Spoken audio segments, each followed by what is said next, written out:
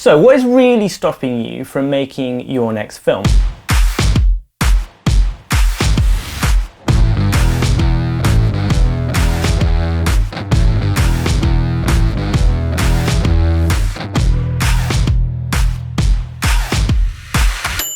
Welcome to Feature Film in a Year, breaking down the process and busting the myths of making a movie. And just a little intro, so you guys are wanting to make a feature, like this year. That's right, this is the year. This is the year? Yeah. This is the time. Well, so, hopefully. We got the real drive from the start, which is great. Cool. Great. Well, I mean, so kind of quickly talk to me, just super quickly, why are we doing this YouTube series? Walk us through that. I feel like we've been sitting on some ideas for films for some years, talking through different ideas. We've taken several of them down the road a little way, and then you get to a point where you either lose interest or you stop believing in the idea. And for one reason or another, the ideas have got shelved.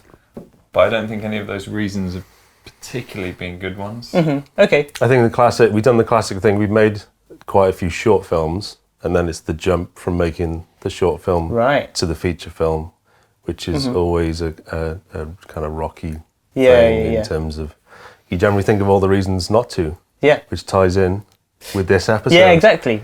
Nice. Just a quick definition of a feature film? Go. That's a good question.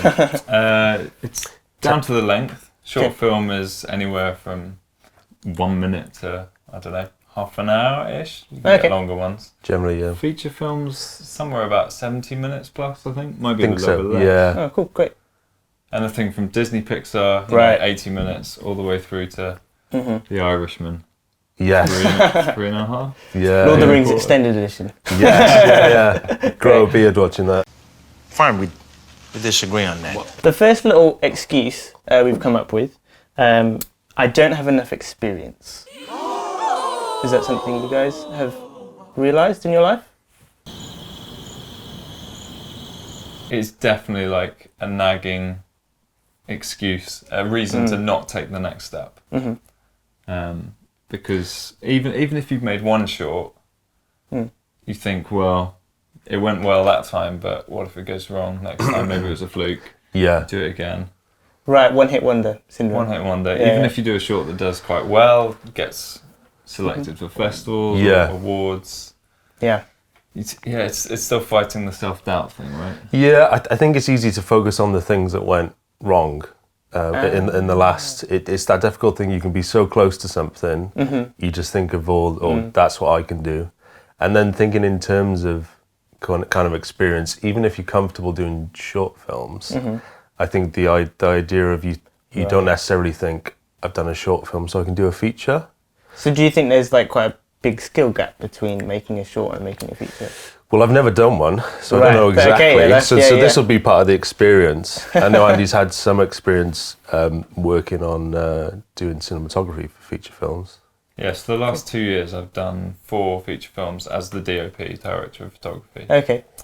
And so that's meaning you're like on the camera. I'm behind the camera. I'm in this kind of safe place where I get to watch these directors. I think 3 of the directors were first-time feature directors. Oh, perfect. So I get to be in the safe place of being behind the camera. If it all goes wrong, I can just walk away. But I got the experience of seeing these guys doing what I didn't have the guts to do myself, and kind of tackling these feature films.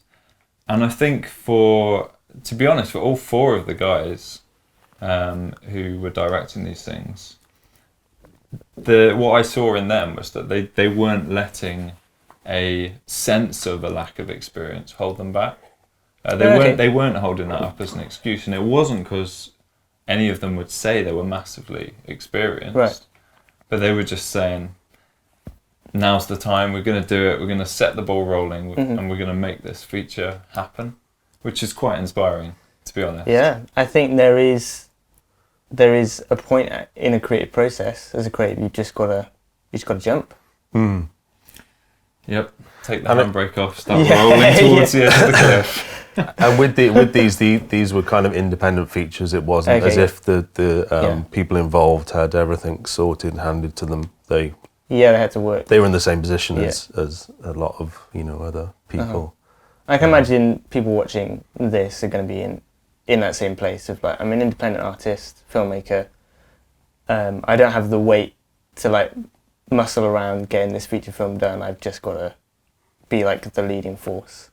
I think people often just think, because I think Hollywood is a reference to, for a lot of us, they go to the cinema, or I think your average person, and it's a funny thing when you're trying to explain as a filmmaker you wanting to do something or a feature film, and people just, there's no context to understand that, because they're seeing Avengers and all this stuff. And wow. So I think it's that thing of there's such a big gap in, say, the films that we often go and see in the cinema, maybe. Obviously Netflix and video on demand, there's more kind of the access is widening with that. But thinking you've got to have a check for $100 million to make a movie. Absolutely. And you've got to have that's so-and-so in it. Yeah. I think it means different things to different people, but kind of indie filmmakers who are making shorts or in that boat, it's it can often be the case where you think, to make a feature up until a certain stage, maybe. Right. I think that's where kind of that fear of not being experienced is really prevalent. So how would you kind of counteract that excuse? I feel like you've got to choose what you're influenced by quite carefully, because like you say, if you spend all your time watching behind the scenes on The Hobbit or these massive Hollywood movies, then you're gonna start thinking, right, if I'm gonna make my feature film, I've got to be able to command a green screen studio full of hundreds of crew. I've got to be able to direct actors who are getting massive paychecks, all this kind of stuff.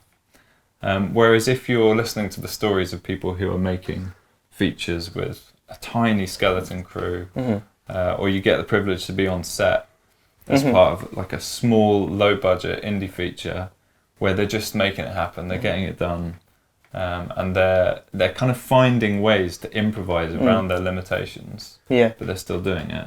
That's inspiring then, rather than being crushed by the weight of your own expectations. I think because it's often the filmmakers who are doing the big stuff now often started in a far different place in terms of not enough money, not enough, experience they could have said themselves. I think maybe the big takeaway from someone said to me, I haven't got enough experience to make a feature film.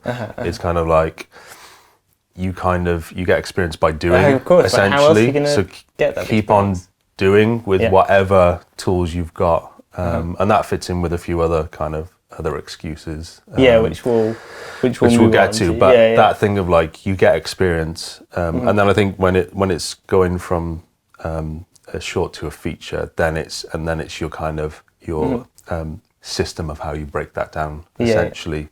But for the experience point, it's if you haven't got enough experience, just get going. Just get involved. just do it. There's plenty of places, to do it locally, or not plenty, but there's certain places you can go, and there's a number of different ways you can approach it. Do you think there is like a minimum experience level before good question. tackling a feature? Yeah, I think it helps if you've there's the whole 10,000 hours theory, isn't there, about doing something for 10,000 hours? Well, I don't think you need that. Well, that's mastery though. Yeah, that's mastering something, but you've got to start on the journey. I think it's just that, if someone came to me and said, "Oh, right, I've never done any filmmaking before, but I'm going to make a feature," I'd be like, "That's amazing, confidence." I love it. But it might be easy if you do something before. Yeah. But I think everyone's different. Everyone's different. Yeah. So, encouragement: just do it. Just start the journey, because that's the only way you're gonna find out. Starting the journey, right? If you haven't made a short yet, make a short.